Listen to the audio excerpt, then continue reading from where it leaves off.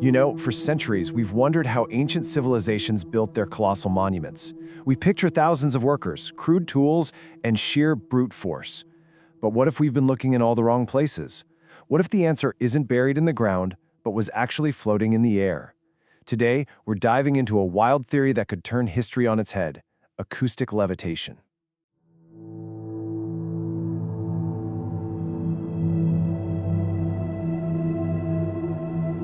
Okay, so let's start with a problem that honestly even our best modern engineering would struggle with. This is the Trilithon at Baalbek in Lebanon. We're looking at 3 solid stone blocks, and each one weighs about 1,000 tons. Now, to give you some perspective, that's like lifting 2 fully loaded jumbo jets at the same time. These are, hands down, the heaviest objects ever moved by human beings in all of history. And it wasn't just about raw weight either. It was about the insane logistics. Far away in the Andes, at a place called Ollantaytambo, the builders moved these 120-ton blocks from a quarry on a different mountain. They had to haul them 11 kilometers, and get this, drag them across a river canyon that's over 300 meters deep. Just try to picture that. It's just mind-boggling. And then, of course, you have the challenge of lifting things straight up. If you go inside the Great Pyramid of Giza, you'll find the King's Chamber. The ceiling of that room is made of solid granite beams, some weighing up to 70 tons apiece, and they weren't just moved, they were hoisted more than 60 meters into the air and then placed with almost perfect millimeter precision. So all of this just screams the question, right? How? How on earth did they do it? When you start looking at the conventional answers, ramps, ropes, and raw manpower, they start to feel a little thin. So where do you look for clues? Well, some people have started looking past archaeology and into folklore and ancient legends. And this is where the story gets really weird and really interesting. Because when you start digging into ancient legends from cultures all over the world, cultures that had absolutely no contact with each other, a very strange, very specific theme keeps popping up: the power of sound. For instance, in Bolivia, the local Aymara people have stories about the ancient city of Tiwanaku. Their legends don't talk about armies of workers, no. They say the stones were simply carried through the air to the sound of a trumpet. It's a direct, unambiguous link. Sound makes stone fly. And it's not an isolated story. You go halfway across the world to the Yucatan Peninsula, and the Mayan legends about the Temple of Uxmal tell a very similar tale. They say it was built by a group of dwarves who could move giant rocks into position just by whistling. See the pattern here? Sound, not muscle, is the tool doing the heavy lifting. And it's not just in the Americas. The ancient Greeks told the story of Amphion, who was a son of Zeus. They said he built the massive walls of the city of Thebes, but he didn't have an army of construction workers. Nope, he just played his golden lyre, and the stones literally got up and followed him into place.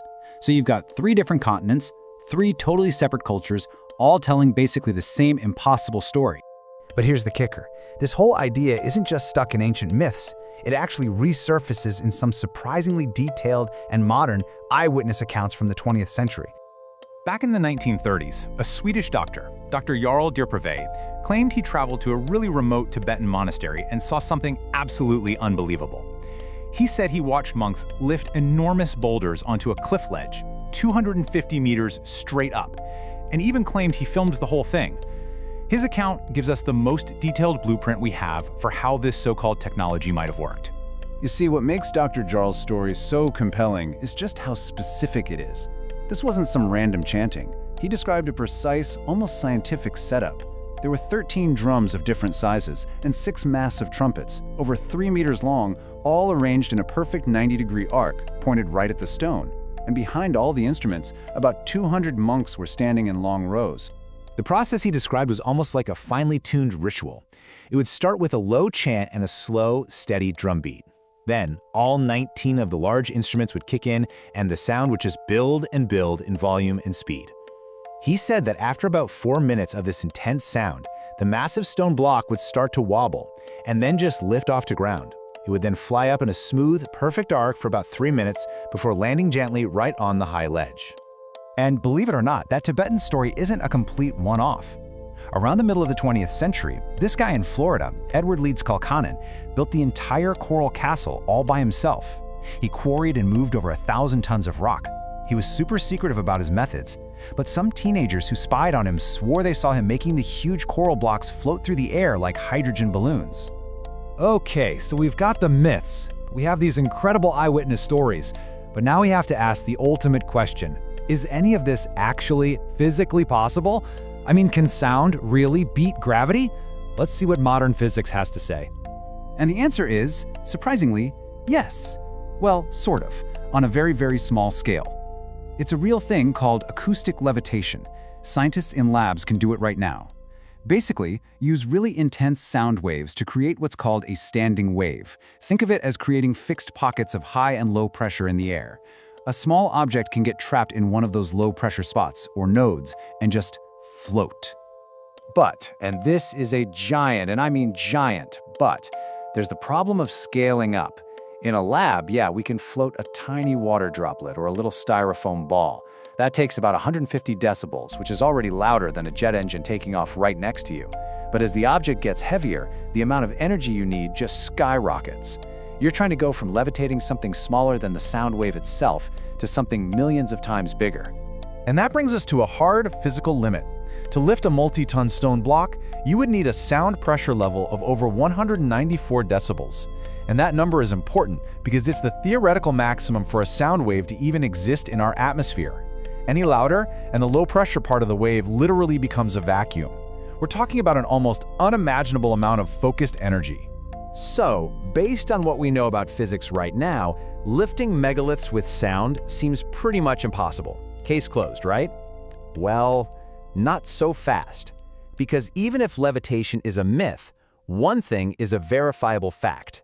Ancient builders had a deep, sophisticated understanding of sound. And these aren't just theories, you can go and measure this stuff today.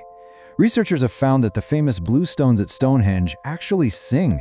They ring like giant metal bells when you strike them. The King's Chamber in the Great Pyramid is an acoustic marvel, a space that is so reverberant it's basically tuned to a specific, powerful, resonant frequency of about 117 hertz. And ancient Egyptian texts talk all the time about priests using sounds all filled with power in their most important rituals. So, where does that leave us? On the one hand, we have a supposed technology that seems to fly in the face of the laws of physics as we understand them. But on the other hand, you've got this worldwide web of myths and clear, provable evidence that ancient builders were obsessed with acoustics. Was it a lost science, proving our ancestors were way more advanced than we give them credit for? Or is it just a powerful myth, a story about our deep desire to create harmony and conquer the impossible? The stones, well, they keep their secrets.